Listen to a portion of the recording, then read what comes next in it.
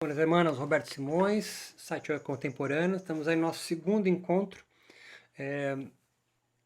dos 5 ou 6 que a gente tem agendado para tirar dúvidas sobre a especialização em neurobiologia e filosofia da meditação. Então, certo? A gente vai falar sobre a experiência espiritual da meditação, esse estado de imersão na unidade, completa experiência de senso de unidade ou de não dualidade, a presença de uma realidade última da verdade, comportamentos positivos e demais descrições desses estados meditativos, né? Como paz, serenidade, prazer, no sentido de enjoy, né? de estar bem, êxtase, senso de timeless, né? de tempo subtraído, de não presença do tempo, a percepção do sagrado, ou divino, e os mais profundos tipos de experiências que promovem uma transformação individual, pessoal e psicofísica, tá? Então, yoga meditação, como frase clássica, né? O yoga mudou a minha vida, a meditação muda a minha vida. A gente pode fazer uma leitura como muito comumente se faz atualmente, que isso é moderno, de reações do cérebro, né? De áreas do cérebro. Então é muito comum nós pensarmos, né, nas transformações que a meditação promove de comportamento, porque ela age diminuindo o tálamo, aumentando a ação do córtex pré-frontal, diminuindo a atividade elétrica do lobo parietal, tá ligado ao movimento, aumento de substâncias químicas como serotonina, beta-endorfina, melatonina, diminuição de cortisol, até a produção do NAG, que é um alucinógeno. Isso vocês têm em aula, né? Então é bem comum tentar explicar os yogares e as diversas práticas meditativas de suas instituições e seus praticantes por meio da biologia. E a gente então elimina toda uma cascata de relações sociais que estão intimamente ligadas à produção dessas experiências também, ou tal da experiência mística, pode ser visto. Então, uma revisão sistemática bem moderna, acho que 2020, feito com 25 estudos, relatam a transcendência, né, entre aspas, em profundos estágios de meditação e correlaciona a intensidade da experiência transformadora com a duração da meditação, da sessão de meditação. E aponta a averiguar que quanto mais intenso e maior número de sessões de meditação, mais comum é relato dessas experiências mais intensas de mudança de comportamento, que no fundo é muito do que a gente busca, né? A prática meditativa para mudar o nosso comportamento frente às vicissitudes da vida.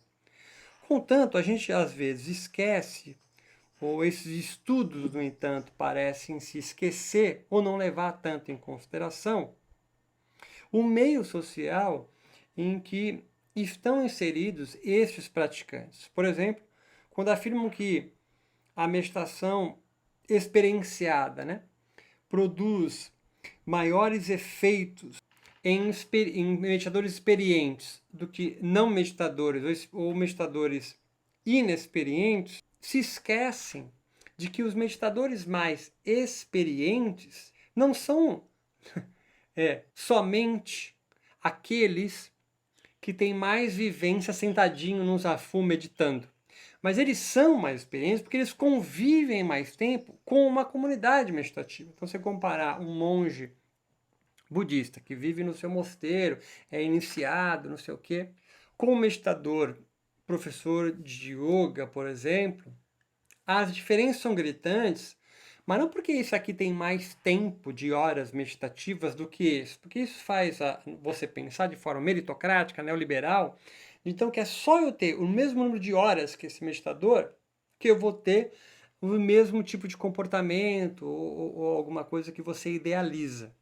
E a gente se esquece que este cara não tem só mais horas de treino individual, mas ele convive muito mais tempo numa comunidade que o legitima, mas sobretudo que dialoga sobre as experiências no qual ele está tendo ali. Então ele vai discutir com outros colegas que fazem parte, participa de mais retiros, mas dialoga sobre as experimentações, sobre a praxis do que a meditação promove, né? Então essa é a minha primeira aproximação de nós ficarmos espertos quando começarmos a ler sobre neurobiologia da meditação, que vai ficar, é meio óbvio, falar, meditadores mais experientes têm experiências meditativas, né, intensivas, maiores, de maior mudança. Mas não é porque ele medita mais tempo numa sessão de treino, mas é porque ele convive mais tempo com uma comunidade que bebe, tem o hábitos de uma determinada tradição ou de uma determinada doutrina, né? Então você, meditador individual, individualizante, que medita na frente de um ring light, quando você não estabelecer comunicação com o social, as tuas meditações vão ser bem menos profundas e de modificação comportamental, né? E a segunda aproximação que eu acho interessante aqui é de que, em geral, a gente pensa as pesquisas de meditação demonstrando e apontando para o aumento da atenção plena, né? Do autoconhecimento e voltar o meu olhar para dentro de mim mesmo.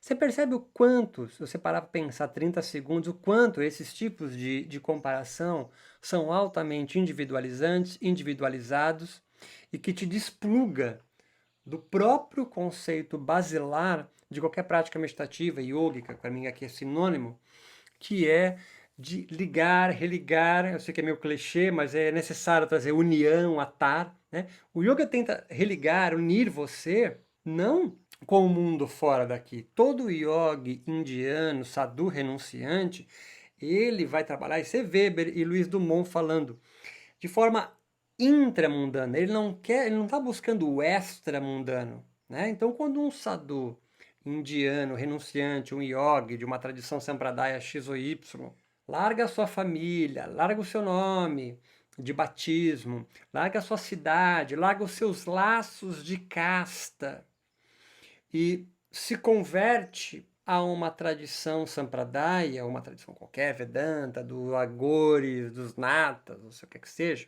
ele não está tentando sair fora do mundo. Ele está tentando encontrar uma nova colocação nesse Dharma, nessa organização social que alinhava a sociedade indiana, certo? Então, algumas pesquisas apontam que o próprio Sampradaya, o Nata, por exemplo, ele busca tentar ser uma nova casta, uma outra casta, uma alternativa de organização social de si do seu coletivo, tá ligado?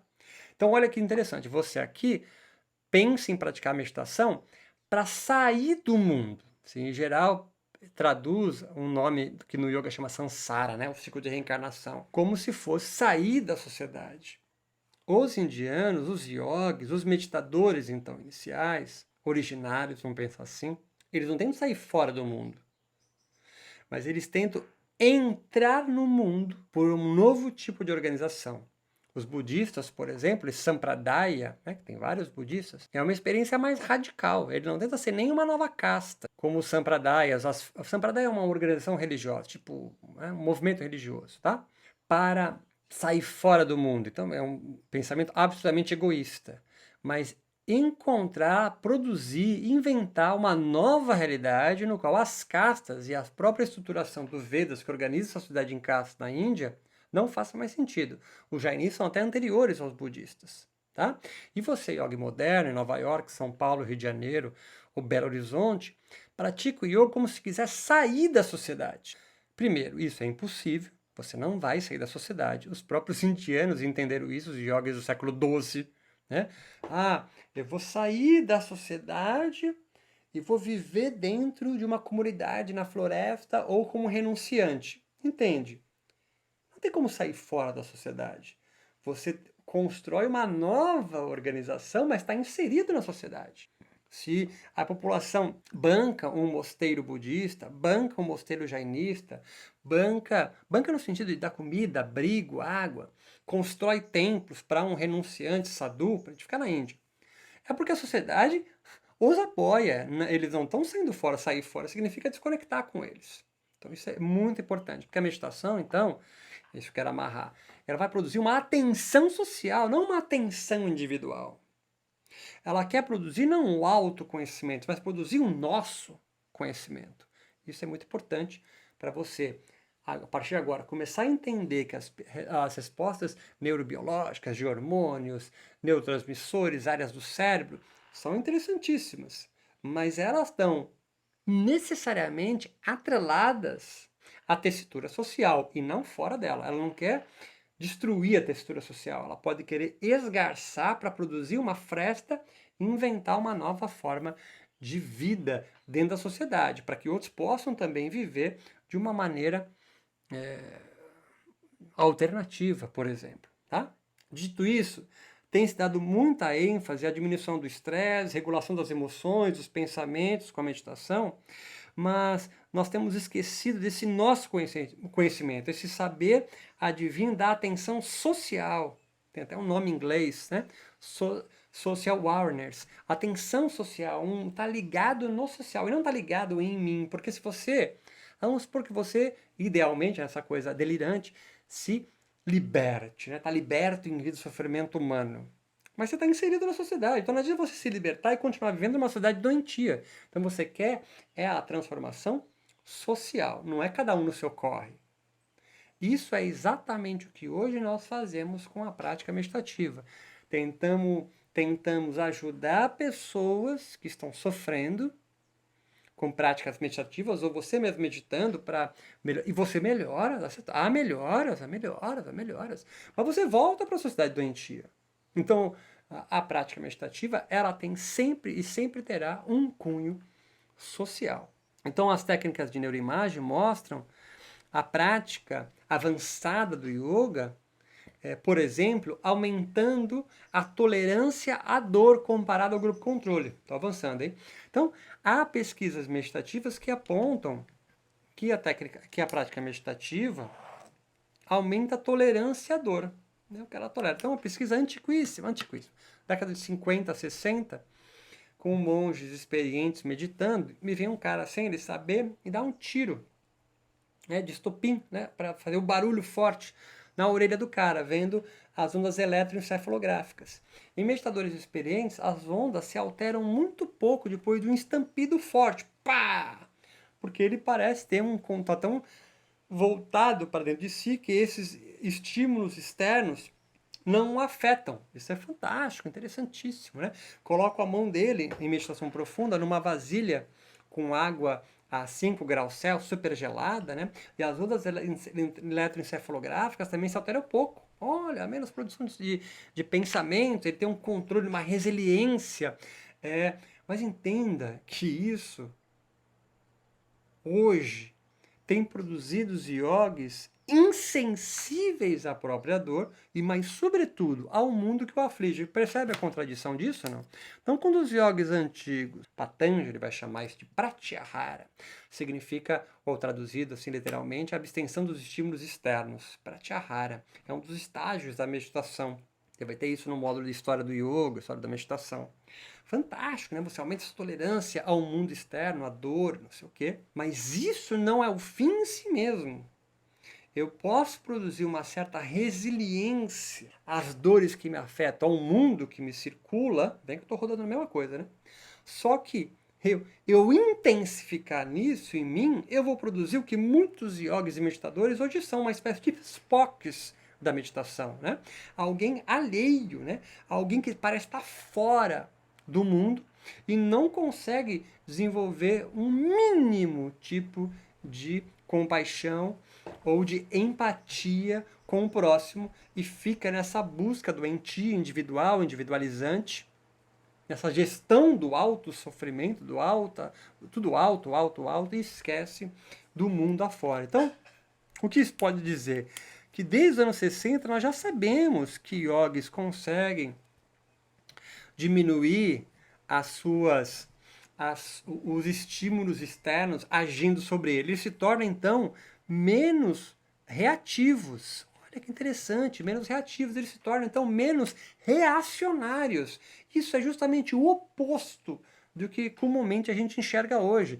Pessoas absolutamente reacionárias do yoga. Qualquer tipo de yoga, qualquer tipo de meditação, que parece produzir uma disruptura com que a tradição do século II, 9, 5, 12 a.C., ou da Idade Média na Índia, não se reproduz agora. Olha que interessante, olha que contradição.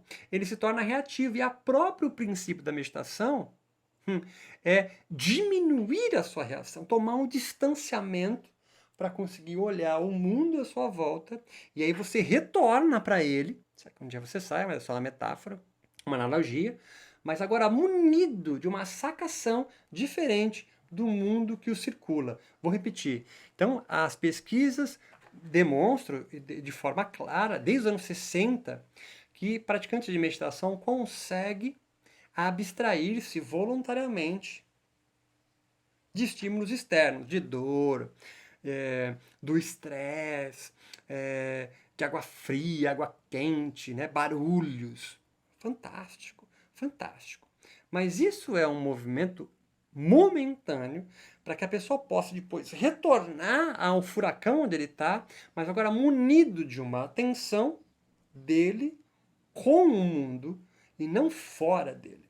Senão se torna um yogi absolutamente egoísta, egocêntrico, narcísico. Olha a sua volta, a produção que nós fizemos. Então, que eu estou fazendo uma crítica aqui desde o início, que nós estamos produzindo uma espécie de comunidade meditativa, o que na Índia chama de Sampradaya, uma comunidade meditativa de meditadores, de yogis, portanto, para mim é sinônimo, no qual estão aos poucos, aliado à meditação, se alienando do mundo mais e mais e mais, com essas premissas que são verdadeiras, mas transformam uma espécie de fake news. O yoga se consegue produzir uma não reação muito séria, mas não é para quando ele voltar, ele está ligado que está. Porque enquanto você está imerso no rolê, você não consegue tomar um distanciamento ideal, um distanciamento interessante para perceber a si mesmo inserido no mundo. E nós levamos isso tão a cabo que a gente se torna, parece que, de tão não reativo, uma espécie de Spock. Então, sadhus enterrados vivos, meditadores em círculos de fogo, mergulhados em rios gélidos, e tem aquela imagem clássica, né, do cara tem 8 anos, o braço sustentado.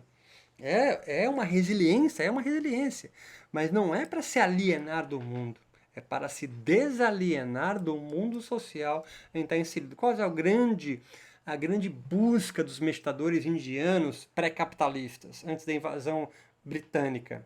É se desvencilhar das castas que organizam a vida dele, certo? Alguns combatendo o próprio Vedas, indo na raiz, e outros que são meditadores de tradição hinduísta, achando uma linha de fuga, mas sem destruir a estrutura. São reformistas, certo? Shankaracharya, no século IX, século X, quando escreve Vedanta, é uma reação ao crescimento budista e jainista que vai quebrando a legitimidade, a hegemonia e o privilégio das altas castas da Índia, desde lá de trás, não é algo moderno hoje, tá certo? Então, o Shankaracharya funda o Vedanta como um reformista, não como alguém radical que vai acabar com o rolê, tá ligado? Então, é o seu oposto à meditação. Por resistir, me distancio. Olha, o próprio nome Kaivalya, né, no yoga, que significa isolamento, momentaneamente para poder observar a mim mesmo e o mundo estou inserido, me defrontando às contradições materiais históricas para tomar fôlego e dialogar com o mundo estou inserido, samsara, inventar jeitos outros de viver, antes impossíveis. Por quê? Porque eu estou imerso até o pescoço lá. Hoje você vê isso no discurso muito clássico de que, e eu conversando com os professores de yoga, isso vem à voga o tempo todo, mesmo os indignados, que é, mas os meus alunos só querem isso, não há outra opção. Né? Parece Margaret Thatcher e o Churchill dizendo, olha, não há outra opção, só há essa opção, que é essa forma de viver capitalista que explora o outro. Quando a gente conversa com meditadores hoje, professores de meditação e de yoga, eles dizem a mesma coisa. Eu entendo o que você fala, eu entendo esse discurso todo, mas a galera que me procura só quer isso, só quer diminuir o estresse, só quer diminuir a ansiedade. Não há outra opção? Claro que há outra. É o próprio o propósito da prática meditativa é a sua desalienação, é romper com a avidya, com a ignorância. Então, se você não rompe com a ignorância, você é conivente a ela. Se você sabe que está ignorante, você tem o poder na sua mão da meditação, mas não faz isso, você se torna um cínico. Então, os estudos hoje demonstram que as práticas de meditação, como com posturas do yoga, como caminhando, com processos respiratórios, né, como guia da meditação, o yoga chama de pranayama isso, há um aumento subjetivo, seja qual for a ferramenta, estou avançando de novo, de uma produção de bem-estar. A palavra que mais a gente usa é de bem-estar. Há em todos os meditadores essa noção de que a prática meditativa produz no meditador uma sensação, uma percepção melhor do que quando ele entrou. É bem comum isso acontecer. Pode acontecer ao contrário? Sim, mas é mais raro. O que geralmente a gente consegue produzir é a produção de bem-estar, diminuir a ansiedade, estresse, são todas as componentes biológicos que vocês vão ter durante as aulas. Mas o que eu quero alertar aqui é que para entender esse estado de bem-estar, que eu aproximo com um conceito que o yoga chama de samadhi, essa experiência transitória, onde eu consigo produzir um distanciamento, um mergulho para a terceira margem do rio, para a gente brincar com o conto de Guimarães Rosa, né? Temos a primeira margem do rio aqui, que é onde você está, seus alunos estão. Há uma segunda margem do rio, que é o outro lado, que você atravessa o rio, que é essa produção de bem-estar, de distanciamento. Então, através da margem 1 para a margem 2, eu consigo ver o que estava acontecendo antes, que me afligia, me estressava, de um distanciamento que me dá tempo de respirar. Toda prática mediana de meditação, conduzida ou praticada, leva para a segunda margem do rio. É muito raro alguém que sai da prática meditativa se sentindo pior, né? Você pode, porque você tomou esse distanciamento, se sentir pior porque, puta, era isso que me incomodava, ou seja, o que é que seja. Mas da primeira para a segunda margem é algo bem comum. Só que ela é estéreo, porque acabando isso aqui, você mesmo fala na prática de meditação, vem voltando devagar, retornando, porque você vem retornando para a primeira margem. Ninguém vive aqui na segunda margem. É um esquizofrênico de hospital. Mas alguns métodos de yoga que a gente tem aí, até em séries do Netflix, mostra os caras na segunda margem só, tá ligado? E ele começa a construir um castelo na segunda margem, se acha o rei da segunda margem.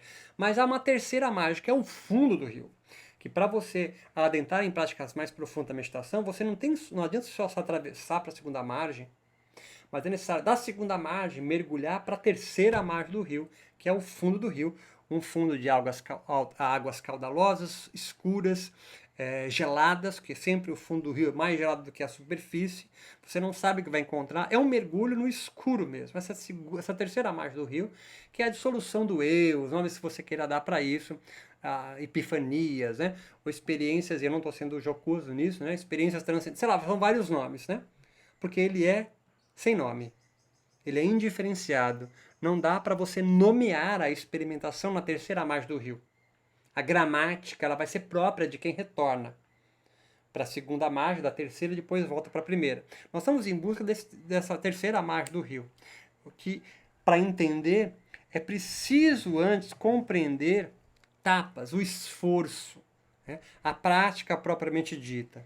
A emoção produzida, há uma emoção produzida ali, ela sempre precede um sentimento. Então, quando o cara volta das terceira margem do rio, ele volta com um sentimento que ele nomeia de diversas formas: paz, tranquilidade, dá nome em sânscrito. Mas esse sentimento, que é sempre corporal, ele não é nominável. Então, aqui eu estou tentando alertar você para deixar de interpretar as experiências de sentimento de uma boa prática de meditação que leva o seu aluno e a você mesmo a mergulhar na terceira margem. Você não vai conseguir nomear isso. Não que você não tente. É massa, por isso que muitos yogis e meditadores são poetas, né?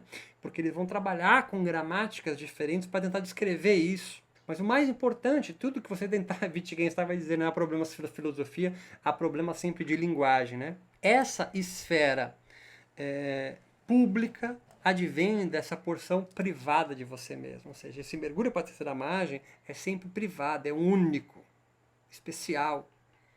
Mas o retorno para a sociedade pede de você, sobretudo professor de meditação, que consiga ir escrevendo e pensando e se expressando de uma forma mais clara, para que outros possam viver aquilo. Mas é sempre um mergulho, uma vivência social, comunal. Assim, eu vou indo para nossa terceira parte, a nossa última parte aqui da nossa exposição. É muito importante de que nós consigamos entender dois princípios básicos que vão compor a ética de qualquer prática meditativa. Práticas meditativas, com a sua ética, o seu propósito, com o seu sankalpa, o nome do yoga vai dar para isso, ela necessita especificamente de duas coisas. Da sua prática propriamente dita, sua prática pessoal, sua prática social, e de um propósito, da ética, do que dá sentido para continuar aquilo ali. E ela se guia por dois sentimentos muito claros e simples, que não requer muitas folhas para explicar. Ora prazer, ora dor. Prazer expande você. Prazer relaxa você. Né? Produz um sentimento, então, que alguns vão classificar como bem-estar, o nome que você queira dar. Aumenta a sua alegria. Aumenta a sua potência de agir. Consequentemente, tornam você mais perfeito. Alguns vão traduzir isso como mais próximos de Deus. Spinoza vai dizer isso. Há outros encontros que são entristecedores, de dor, que retraem você. Altera o seu comportamento, tanto quanto do prazer, da alegria, mas retrai. Torna você, não imperfeito, mas menos perfeito, mais distante de Deus, do divino, o nome que você queira dar. Para onde você está querendo chegar, Beto? Estou querendo dizer para você que, ao invés de interpretar as experiências dos seus alunos, de você mesmo, tente fazer uma leitura inicial de quanto a prática expandiu você, trouxe prazer, trouxe alegria, portanto, potência. Quando eu falo potência, vitalidade, se queira trabalhar, tanto faz a palavra que você vai utilizar, mas se refere a uma experiência no qual vai retornar da prática meditativa, trazendo você uma vontade, um conatus de manter-se em vida. As tristezas, as dores, os retraimentos podem diminuir. Então a prática meditativa produz em mim sempre essa expansão, Beto? Não necessariamente. Você pode produzir um bem-estar, mas é um bem-estar ainda atrelado a uma forma reacionária de imitar jeitos de sentimento, de expressões, de comportamento do outro, querendo idealizar. É isso que eu estou querendo amarrar. Então, a prática meditativa é sempre liberta quando você percebe que você se alimenta dos textos, dos gurus, das tradições, da prática de outro, das experiências dele, mas você tentar imitar, replicar um modelo meditativo de outro, de técnicas, o que é que seja, ou tentar reproduzir um sentimento que outro descreveu, sempre será opressor para você. Isso pode ser tão corriqueiro para você que você, oprimido, começa a desejar ser o opressor, aquele que diz para você como a meditação deve ser. Eu tento libertar você disso, porque a prática meditativa sempre será individual, singular, com certeza, porque você é um corpo único, mas de retorno para a sociedade, expandir as tuas relações. Yoga, meditação, então, significa união, reatar, religar, unir-se, mas não com o mundo fora, mas com um mundo aonde você está inserido e não tem para onde você fugir. A sua busca no yoga sempre é de achar um outro lugar de forma intramundana e não extramundana. Lembra que o yoga não advém da cultura católica, cristã, né, desse mundo monoteísta que produz um outro mundo ideal fora. Mas ela se embebe da cultura monista, no qual não tem um lugar para ir, onde tudo é mundo, tudo é divino, e você deve se reencantar com o próprio lugar aonde você está inserido. Espero ter contribuído com você. Abrimos aqui para o diálogo, para falar. Lembra que essas exposições, esses encontros, são apenas para expandir alguns conceitos que vocês têm aí, horas e horas de aulas gravadas, e para nós podermos ter o espaço de trocar e tirar dúvidas de vocês quanto ao material que vocês já estão assistindo gravado. Muito obrigado, nos encontramos em breve no próximo encontro.